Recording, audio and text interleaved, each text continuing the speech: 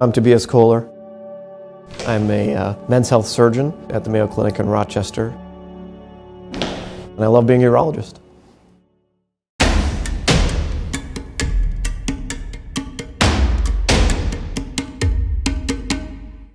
Dr. Kohler, welcome to Korea. Thank you for having me here. What a great honor and privilege it is to be here. It's such an honor for you to be at my practice and today joining my interview. Could you please introduce yourself briefly?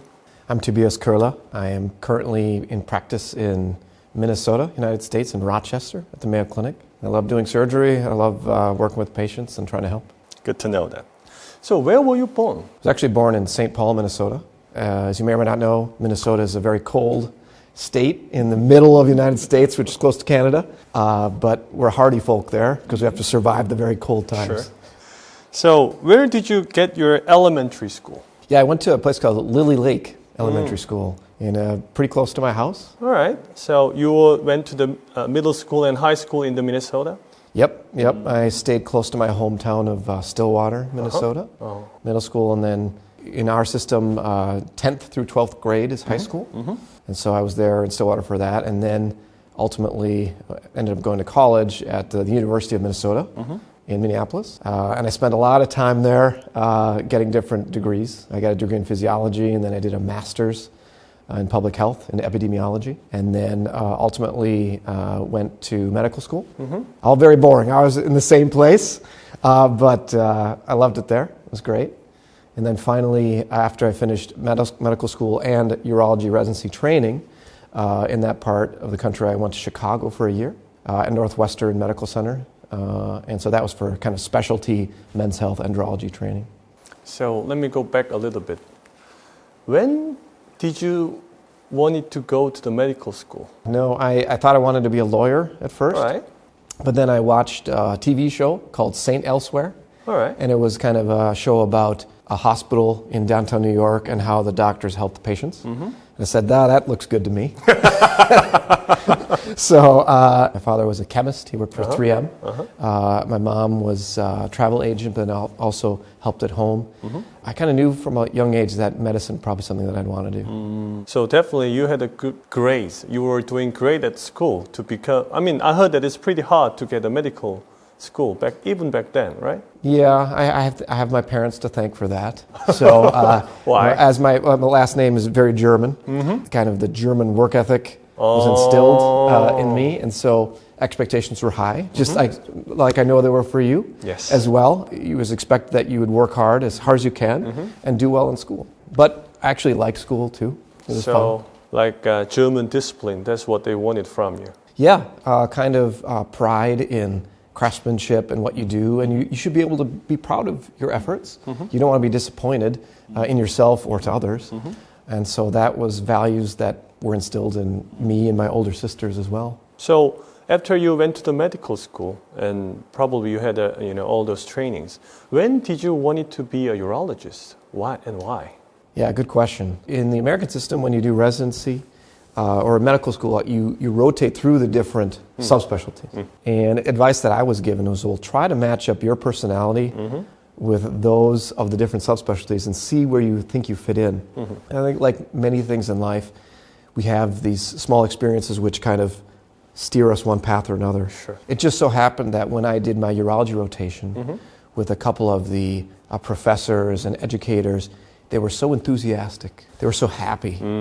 Their patients loved them, and they loved what they did, and they were excited to be at work every day.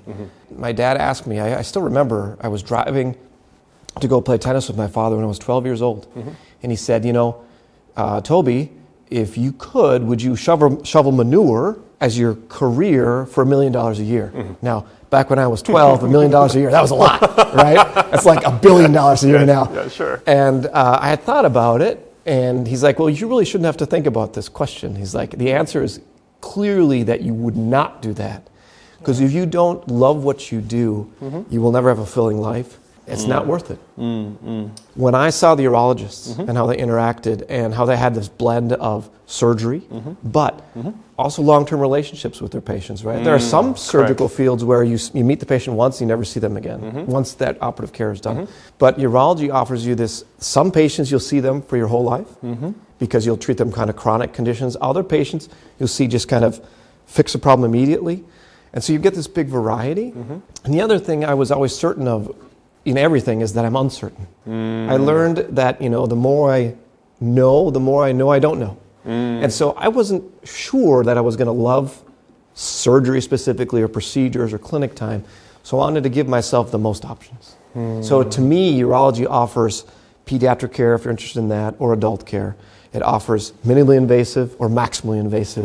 It offers clinic-based practice or procedural-based practice. So I figured I love the personality of the people, or at least they seem to love what they do.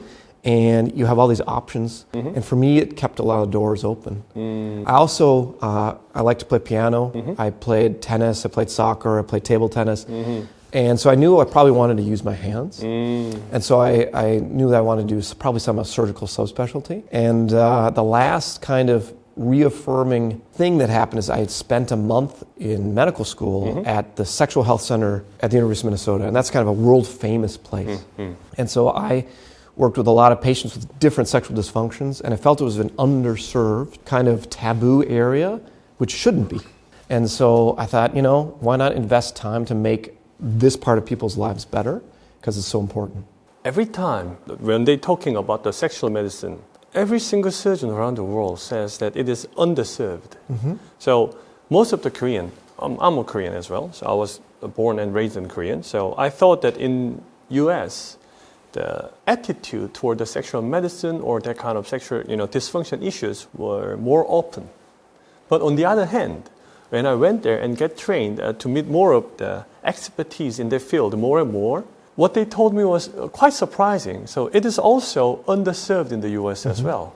Yeah, same thing in Germany when I go over there and do cases. It's interesting because, for example, in Germany, when you watch television, there's like nudity sometimes in commercials. Yet, when it comes to fixing the problem, there's a lot of hesitancy, whether it's embarrassment or whatever it is.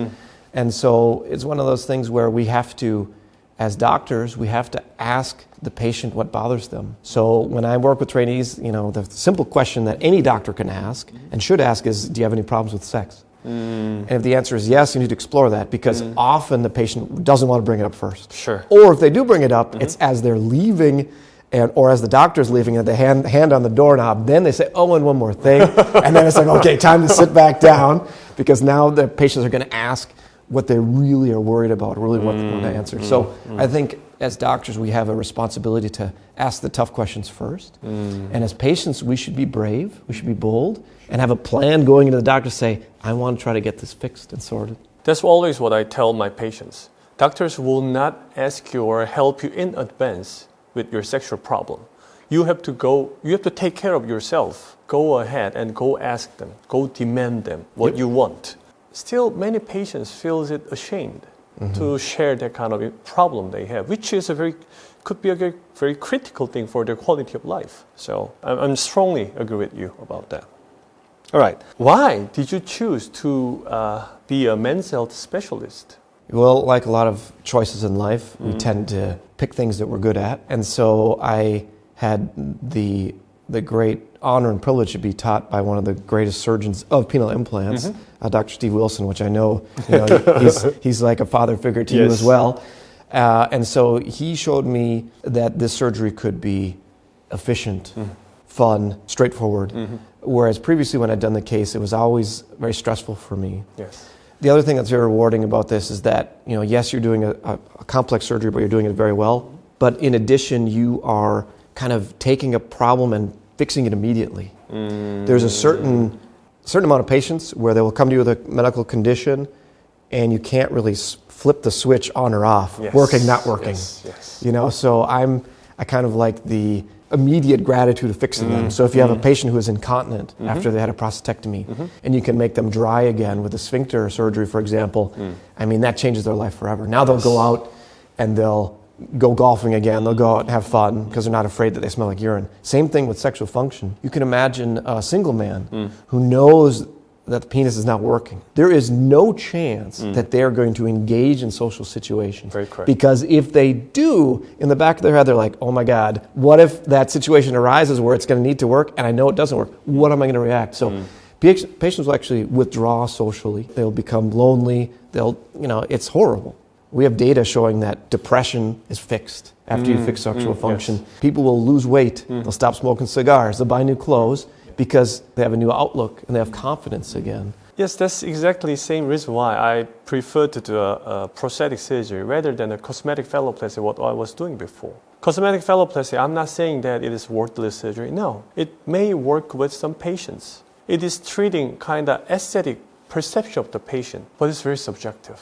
There's no objective, line that this works or not. Yep. So technically, surgery went well. The patient was not happy. Right. Not at all. Right. I did the great surgery. Patient, also did his part, but the result looks good in my eyes, but not in patient's eyes. Yep. So after that, I wanted to treat disease, just like you mentioned. Prosthetic surgery, on the other hand, 6 months later, when the patient shows up, they're so grateful. They have somewhat different mood. Brighter or more confident or more happy. It is such a joy to see them after the surgery, unlike the other surgeries. But actually, this was the next question for you. You may have urology, friends or other field of friends who become an oncologist. Was there any difference in their kind of characters or some things like that over the past years, like 10 years later? Yeah, I think it's hard because in oncology, a certain number of your patients are going to die despite your best efforts. That's stressful. And that's one of the areas that I think, at least in the American system, which we don't do very well, is help prepare surgeons how to deal with things when they don't go perfect. Because I'm clearly not perfect. I have complications. Yeah. And I try to instill in my learners that, every once in a while you can do your best, and still sometimes your best isn't good enough. Well, it's been about 12 or 13 years since my colleagues of my age or my grades decided what they want to be. For me, I become a prosthetic urologist. They become an oncologist. When we first started, he was lively, he was full of hope, very energetic. I saw him last year at the conference. Suddenly, I could taste some cynicism in his talks. I mean, that was the reason why I asked you. Because when I go to the oncology conferences, they were doing their job very earnestly, but still, some kind of, the feedbacks or their job is taxing them. On the other hand, when I go to the SMSNA or the sexual medicine meetings, generally we are more relaxed. No, I agree with that. And it's easy to get cynical in any medical system, but I think the rates of cynicism are going to be higher in the kind of more longer surgery, oncologic fields. And it could be just that if you're baseline a happier person, that you end up going more into the implant field because, again, that's what you see in front of you. And it's like, yeah, I want to be like that. So it's very multifactorial, but I'm certainly glad I picked what I did. And, at the end of the day, I'm a penis doctor. And so how seriously can I take myself? I mean, I tell my patients I've already picked up my tombstone, and what the shape would be like. And, I like to laugh, and I like to laugh with my patients. And so I think this is a field where it's probably a little bit easier. And, people are so embarrassed. And if you can break the ice with some humor, I think that makes it a lot easier as well. Yeah, I mean, every time I meet my patient, I tell them, watch out. Because everything coming out of my mouth is about the penis. Yeah. No, and it's actually good advice to whoever's watching. You can become an honorary andrologist or urologist or men's health doctor if you can say penis in a sentence without pausing, right? So any other doctor, it'll be something like, and the man had problems with his penis. Once you can get rid of that pause, then you've made it, and you're comfortable talking about sex. All right, the next question is about you. So when you first started as a urology surgeon, what kind of surgeon you wanted to be? And as you become a successful surgeon now, what kind of surgeon you wanted to be in the next 10 years? Well, as I was training, I had some experiences where I realized that I could do this type of surgery very well, men's health surgeon. And so that has a kind of a group of different conditions that go with it, whether it's benign prostate conditions to help men urinate, fertility surgery, or sexual dysfunction treatments. And I knew that I wanted to do that. And as I've done it, it's been a very rewarding career for me. I also do a fair amount of, in my first job, I did a fair amount of general urology, where I treated stones. And again, this is like stones there, stones gone. You know, it's like black and white. Right. You fix this person. And so I enjoyed that too. In terms of where I see myself 10 years from now, because I tell this to everybody, it doesn't feel like work to me. I go to work, I'm part of an amazing team. And my team is now 20 people that are in the men's health department, including 3 amazing advanced practice providers and 6 amazing nurses. And we have fun together. But now what I think about is when I'm doing research, or what I think about what my legacy should be, is like I can only treat a certain number of patients in my lifetime. If I'm lucky, maybe I'll do 3,000 implants and I'll help 3,000 people. But what if I train 20, 30, 40, 50 other surgeons, not only how to do the surgery well, but to pick the right patient, to do the right thing. Now my universal footprint of how I've helped patients has been compounded. It's much more beneficial to everybody than it is what I could ever do individually. And one of my main passions is teaching. Are the people that I train and do surgery with, they should be better surgeons than me. They should have better judgment than me. And hopefully I can prepare them to avoid some of the mistakes that I made and invariably others will make if I'm honest and open about my experiences. Yes. I was not like you. I thought that I learned penile implant surgery very hard way. I invested a lot of my time and money and my risked my whole career, including my wife's. So for the good first 4 or 5 years, I was like Gollum from the Lord of the Rings. My precious, precious, something like that. But our father, Papa Wilson, came over to Korea and kicked my ass. Sean, come on, you can't be a good surgeon like that. You told me you want to be like me. If you want to do it, you have to train the others. After that, I hesitantly started training. I was not so happy because if I teach others, they will become my competitor, right? At first, I only trained the foreign surgeons. After that, I trained the Korean surgeons as well. Surprisingly, teaching actually made my surgery better. It gave me a chance to objectively analyze the steps I was doing. That gave me a sense, this is the reason why. So now, I'm training the other surgeons to train myself. It's one of the best ways to train myself. But more and more, training itself gives me a joy. For me, it is more about, training will make my surgery better. Training will make me feel better because I feel like I'm doing the right thing. And after I spoke with you, I clearly understand the reason why Mayo became a successful center because of the training. You understood the importance of training. And in terms of that, I want to go to the Mayo and get trained as well. We'd love to. It would be an honor to have you because you do some amazingly innovative things that nobody else in the world does, by the way. Office-based penile implant surgery is just terrific, and I saw it firsthand today. This is very impressive. Thinking about the bigger picture on your deathbed, nobody's ever said, man, I wish I would have done 100 more implants. Man, that would have been amazing had I done 3,100 instead of 3,000.